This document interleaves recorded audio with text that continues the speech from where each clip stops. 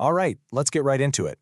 We're about to witness a test of gravity so intense, it could only happen in a cosmic lab that's literally 1 in a billion.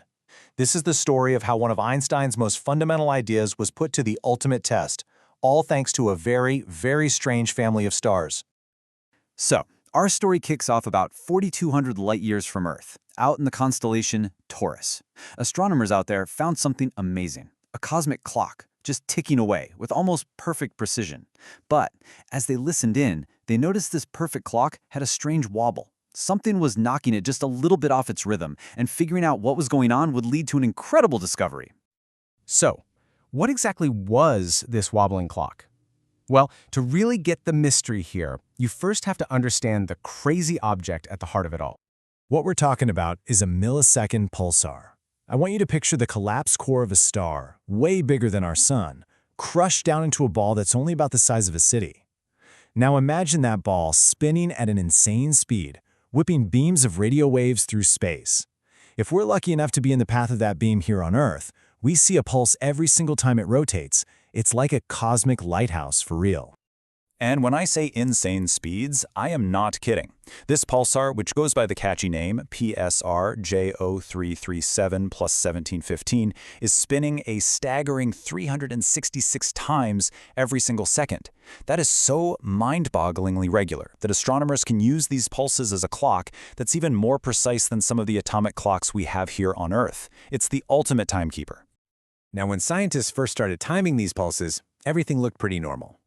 The pulses were arriving a little earlier, then a little later, in a smooth pattern that repeated every 1.6 days. This is a classic sign that the pulsar is orbiting another star, in this case a dead star called the white dwarf. A simple two-star dance. Seems straightforward. But here's the thing. It wasn't perfect. The timing just wasn't quite right. There was this very subtle but very real wobble that a simple two-body orbit just couldn't explain. And for astronomers who live and breathe precision, that tiny little anomaly was a giant clue that they were missing a piece of the puzzle. So yeah, that little wobble sent them digging way deeper into the data to figure out what could possibly be messing with this cosmic dance. So you might be thinking microseconds? Millions of a second? Who cares? Well, for a pulsar spinning 366 times a second, a few microseconds is a huge deal. It's like a world-class sprinter being off by a few hours. It told scientists that their simple model was just plain wrong. And the wobble wasn't just random noise either. It had a clear, complex pattern. The only thing that could explain that kind of pull was something else. Another massive object, out there in the dark, tugging on that inner pair and making the whole system move in a much bigger, more complicated way. The plot thickens. And as it turns out, the solution to this wobble wasn't just any old object. Its discovery revealed a system unlike anything astronomers had ever seen before.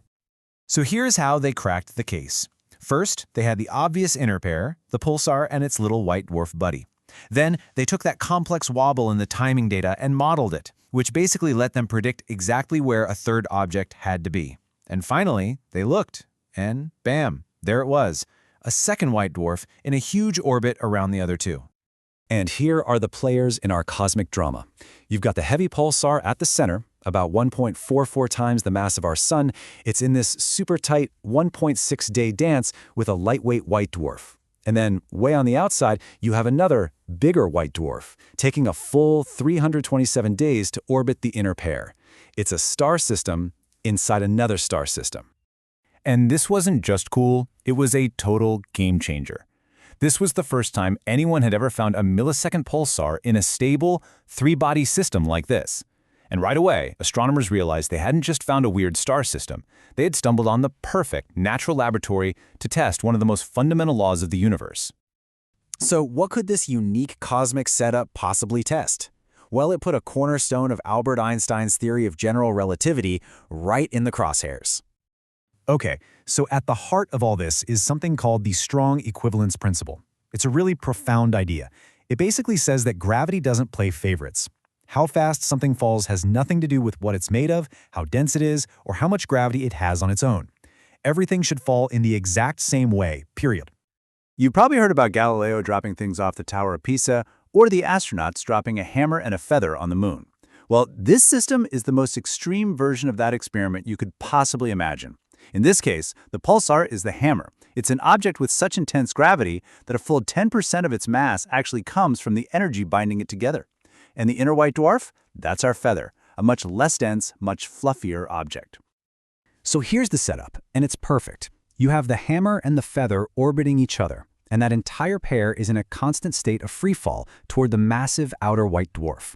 The big question is, does the pulsar's own intense gravity make it fall any differently than its lightweight companion? Einstein's theory says, nope, not a bit. But a lot of other theories of gravity predict that there should be a tiny, tiny difference. So for 6 years, astronomers used this cosmic lab to just watch them fall, measuring their every move with incredible precision to find out who was right, Einstein or everyone else. And this wasn't some quick look. This was a massive undertaking. We're talking 6 years of data, over 800 separate observations, 1,200 hours of telescope time, and more than 27,000 individual pulse measurements, all timed down to a millionth of a second. And after all of that, the result was in. In the gravitational field of that outer star, the super-dense pulsar and the fluffy white dwarf fell with the exact same acceleration. The cosmic hammer and the cosmic feather fell together, perfectly, in lockstep. The level of precision here is just nuts. Any difference in how they felt had to be less than 2.6 parts in a million.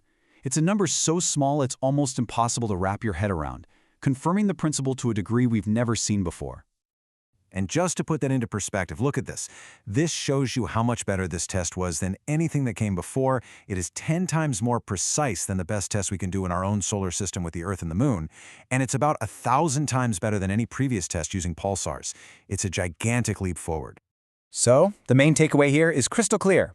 In the most extreme gravitational environment we've ever been able to check, Einstein's theory of general relativity held up perfectly.